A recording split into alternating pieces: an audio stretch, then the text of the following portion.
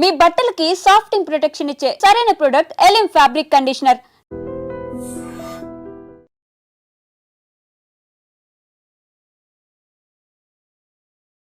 Sir చర్చలు పెట్టడం వల్ల పార్టీకి నష్టమా లాభమా, గవర్నమెంట్కి నష్టమా లాభమా? గవర్నమెంట్కి ఎందుకు నష్టం అవుతుంది? గవర్నమెంట్ వాళ్ళను స్వచ్ఛందంగా ఆహ్వానించింది. జనజీవన స్రవంతిరగలం అన్నది, జనజీవన స్రవంతిరగలం అన్నది వాళ్ళు కలవలేకపోయారు, వాళ్ళు అది ఉపయోగించుకోలేకపోయారు. ఉపయోగించలేకపోవడం వల్ల వాళ్ళే భారీగా నష్టపోయారు. ప్రభుత్వం అన్ని రకాలుగా వాళ్ళకు అవకాశాలు కల్పించింది. సార్ ఖమ్మం ఇల్లెందు ఆ ప్రాంతం అయిపోయింది, నెక్స్ట్ ఎక్కడికి వచ్చారు?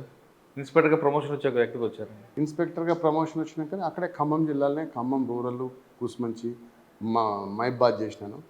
తర్వాత ట్రాఫిక్ ఇన్స్పెక్టర్గా. ఓకే సార్, ఖమ్మం రూరల్కి వచ్చారు కదా, ఖమ్మం ఇన్స్పెక్టర్ ఖమ్మం కూడా చేశారు కదా.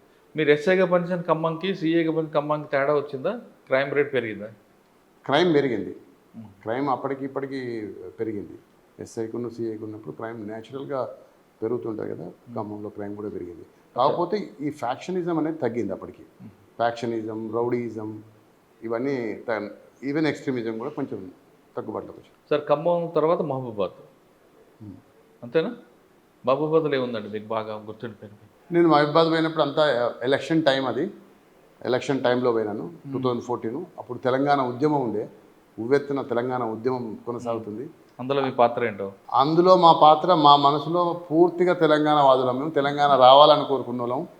అక్కడ ఉన్న ఉద్యమకారులు ఏ ఎజిటేషన్ చేసినా కూడా పరోక్షంగా మనం with in the frame of లాలో పనిచేసుకుంటూ ఇండైరెక్ట్గా మానసికంగా వాళ్ళకు సహకారం కానీ మహబూబాద్లో ఒక ఫోటో ఉంది నాకు ఇప్పుడు. ఆ రోజు తెలంగాణ డిక్లేర్ చేసినప్పుడు అలా తెలంగాణ ఉద్యమకారులు ఇర్రెస్పెక్టివ్ ఆఫ్ పార్టీస్ అందరూ నన్ను చీర్ చేసి నన్ను లేపి ప్రొఫెషన్ తీసుకుపోయారు. నాకు హ్యాపీని ఇచ్చింది. సార్ మహబూబాద్లో ఎక్కువగా కళ్ళు ఇవన్నీ కూడా ఎక్కువగా ఉంటుంటాయి. ఆ మత్తు నుంచి యువతను పక్క పెట్టడానికి మీరు ఏం చేశారు ఇక్కడ?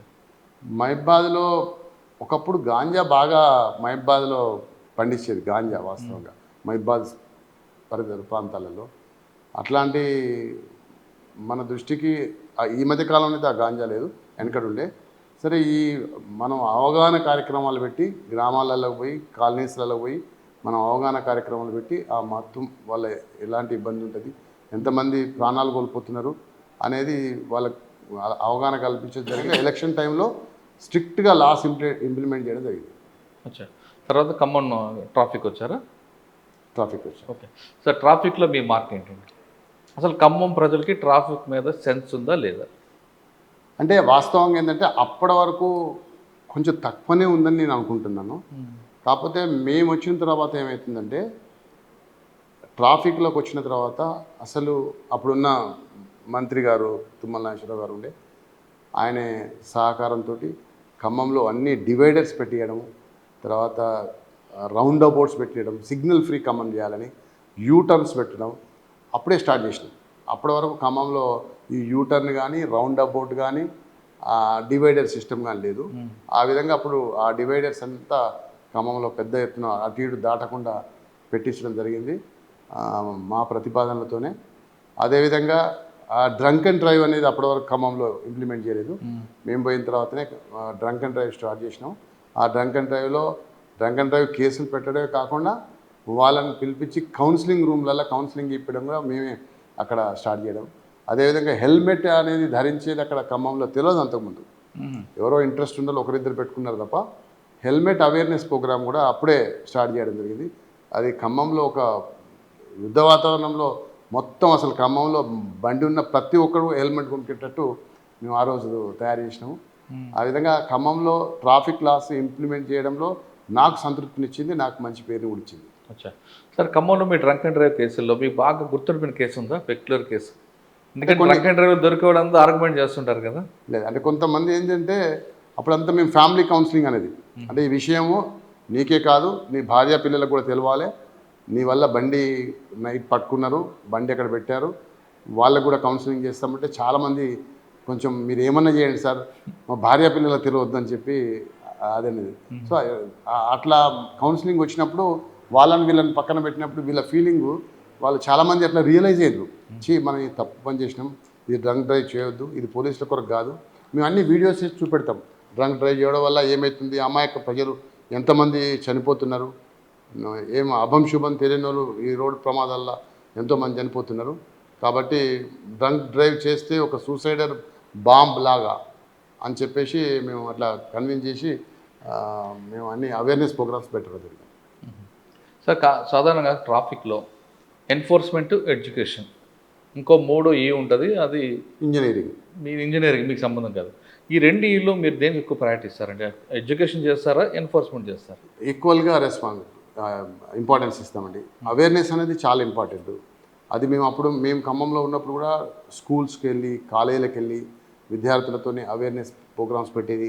అదేవిధంగా రోడ్ మీద కూడా అవేర్నెస్ ప్రోగ్రామ్స్ పెట్టేది. ఇంకొక స్టేజ్లో ఏం చేసేది కానీ మేము హెల్మెట్ లాస్ ఇంప్లిమెంట్ చేసిన తర్వాత హెల్మెట్ పెట్టుకునే వాళ్ళు అందరూ దొరుకుతారు కదా, వాళ్ళందరినీ ఇట్లా కూర్చుండబెట్టి పెద్ద రోడ్డు మీదనే సైడ్కు అందరిని కూర్చుండబెట్టి ఒక ప్రశ్నపత్రం ఇచ్చేది.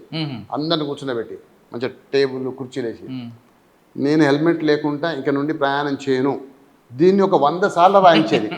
100 times రాయించి మళ్ళీ కరెక్ట్ చేసుకుని మళ్ళీ మాకు అప్పచెప్పి మళ్ళీ వెళ్ళిపోమని. ఎందుకు దాన్ని రాయడం? దానివల్ల రాస్తే అతనికి ఇంకా మళ్ళీ నేను తప్పకుండా హెల్మెట్ పెట్టుకుంటాను, కొంత అది వస్తుందనే ఉద్దేశంతో అట్లా రాయించడం జరిగింది. అసలు చెప్పడం కన్నా వినడం కన్నా రాయడం వల్ల మైండ్లో స్టిక్ అవుతుంది. స్టిక్ అవుతుంది. ఆడ కూర్చోవాలి కదా, అది రాయాలంటే ఒక గంట సేపు కూర్చోవాలి కదా, గంట సేపు కూర్చొని రాయాలి కదా. మళ్ళీ ఏదో పరీక్ష రాసినట్టు మొత్తం లైన్లో కూర్చొని పెట్టి రాయించేది. అండ్ అందరూ కూడా రైటింగ్ చూస్తారే మీరు? రైటింగ్ ఏం విడిపోయేది కానీ వాళ్ళు రాస్తే వాళ్ళకు అది గుర్తుండిపోతుంది అన్నట్టు. కానీ వాళ్ళ మార్పు వచ్చిందా? మార్పు వచ్చింది కానీ ఇది కంటిన్యూస్ ఉండాలి కదా, అవేర్నెస్ కంటిన్యూస్ ఉండాలి. అది ఎవరిలో వాళ్ళకే రావాలి. ఇది కరెక్ట్, మనం ఒక చెప్తే కాదు. సార్ ట్రాఫిక్ తర్వాత ఎక్కడికి వచ్చారు? ఖమ్మం ఏసీపీగా పనిచేసినాను, కొంతకాలం ఇంటెలిజెన్స్లో చేశాను. తర్వాత ఎలక్షన్ టైంలోనా? ఎలక్షన్ టైంలో 18లో ఇంటెలిజెన్స్లో చేశాను. తర్వాత బేగంపేట ఏసీపీగా వచ్చాను. బేగంపేట ఏసీపీగా వచ్చినప్పుడు అంతా కరోనా, పూర్తిగా కరోనామయం. అప్పుడు కొంత కలిసివేసింది వాస్తవంగా.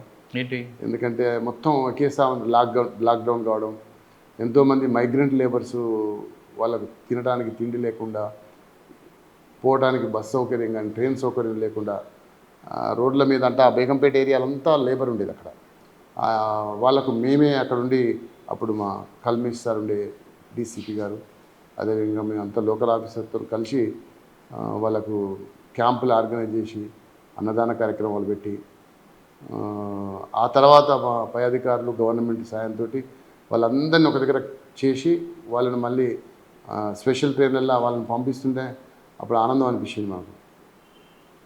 అదేవిధంగా నిత్యం రోడ్డు లాక్డౌన్ టైంలో మేము ప్రాణాలకు తెగించి రోడ్ల మీద ఉండి నిరంతరం కష్టపడడం.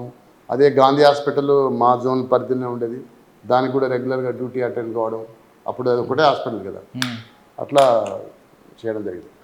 సార్ దానికి కూడా మీకు ప్రెసిడెంట్ మెడల్ వచ్చింది అంటే మెడల్స్ ఇష్యూస్ వస్తే నాకు అట్లాంటిది సేవా పథకం వచ్చింది, ఉత్తమ సేవా పథకం వచ్చింది, మహాన్నత సేవా పథకం వచ్చింది, ఐపీఎం వచ్చింది. కానీ ఈ మెడల్స్ కన్నా నాకు సంతృప్తినిచ్చేది ఏంటంటే ఎక్కడైతే మనం పనిచేస్తున్నామో పనిచేసిన దగ్గర ప్రజలు ఇచ్చే సర్టిఫికేటే ఇంపార్టెంట్. కరెక్ట్. ఆ సర్టిఫికేట్ ఉంటే చాలు, మనం ఎక్కడైనా మనం పాస్ అయినట్టే. అంతే తప్ప ఈ మెడల్ను సంతృప్తి ఇవ్వలే నాకు ఎప్పుడు కూడా. అవార్డుల రివార్డుల కన్నా వాళ్ళదే మనకి అన్ని 100%.